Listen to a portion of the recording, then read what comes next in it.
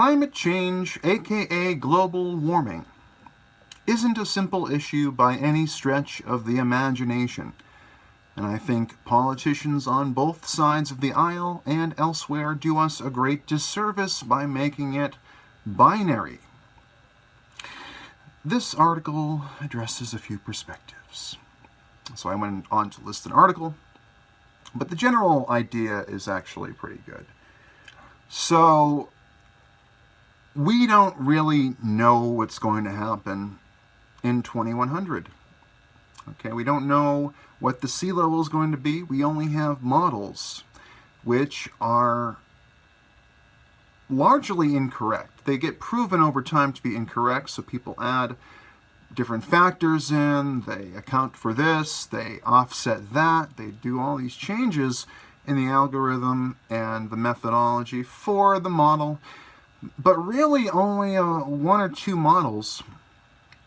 There's a Russian model, I forget the name exactly, it's something like ICM-4. I did link to it before, I did mention it in a prior video, but there's only a few models that really closely come into near reality in terms of the temperatures they find from the past and looking forward over time, meeting those predictions. So, people say, oh, the Earth might be, the water level might be 10, 20, 30, 40, 50, 100 feet higher. Or they might say that the Earth will be 2 to 8 degrees Fahrenheit warmer than it was before. Okay, what it is right now. And we've seen so many predictions like this that just don't come true. Okay. Now, at the same time, on the other side of the coin, there is damage being done. There is a reason to be an environmentalist, to get the plastic out of the ocean, to get the CO2, the excess carbon dioxide out of the air. In Beijing, for instance, I'm sure they would love it if they had clean air and clean water. Okay, so if you're doing something with fossil fuels that negatively impacts clean air and clean water, it doesn't really matter if there's an impact that'll disrupt the entire world economy, and the entire fate of the world.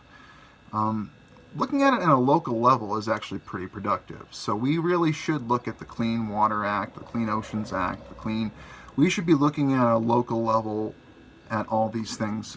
And we should be looking at Generation 3 and Generation 4 nuclear power, which, with Generation 4, it can't melt down, and it uses nuclear waste for fuel. These are technologies, and even, this is something that usually even the greenest people on the left won't be talking about this. They'll be talking about wind and solar and getting rid of fossil fuels, which isn't happening, as around 83 to 84% of the world's power is on fossil fuels, oil, and then other things like natural gas and even coal. A lot of countries still use some coal. But frankly, there are countries in this world that are trying to develop, and to develop at any rate of speed, they are going to need fossil fuels. And they're the most reliable. But of course, if we can get nuclear going, we'll do a lot better with the health of the environment. And those fears about the Earth flooding, like it's Noah's Ark, they're using biblical imagery to scare and control. The prophets of the modern religion of global warming use these scare words in these situations to say, well, if you don't vote for us, it's going to happen. Okay? They say silly things like, of course, AOC did actually go ahead and pull back on this hyperbole. I mean, you should have known it was hyperbole from the get-go, but she actually came out and said, the Earth isn't going to end in 12 years. The Earth is not going to end in 12 years. I was kidding. And I said, well, we knew you were kidding because Al Gore said that, 10 years ago, 20 years ago, and it didn't happen. Okay? And it's been said, 40 years ago, they said the tides would be too high in 30 years. And of course, it didn't happen.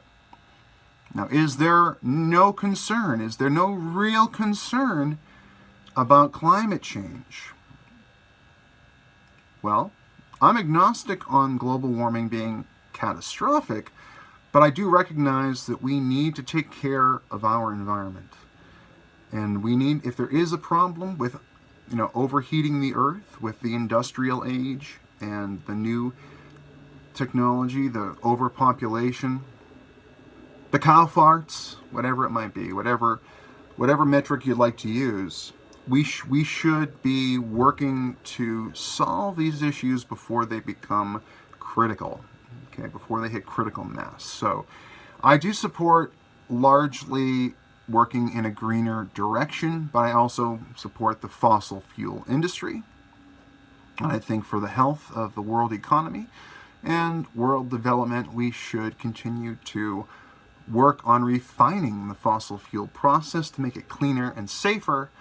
And that way, countries that are just now getting, for the first time, consistent power, electricity, largely through natural gas, fossil fuels, that are cheaper, more efficient, more reliable than wind or solar, we should be looking to bring those countries up, those territories and countries, up to the standard that you're seeing in the United States and other first world countries before we start to look at these I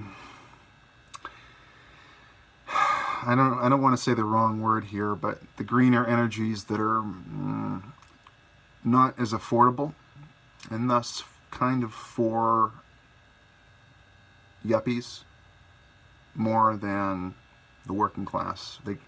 People that can afford more, and afford to pay more for power,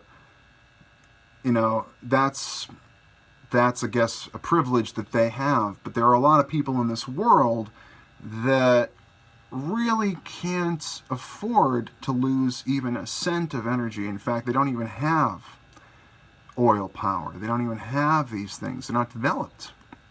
These cheaper, more reliable energy sources. So at the moment, unfortunately, we are going to have to stick with fossil fuels, but I do promote nuclear energy. I think that is the future, and it's just a matter of us putting the resources and funding into nuclear that'll get that off and running and save the world.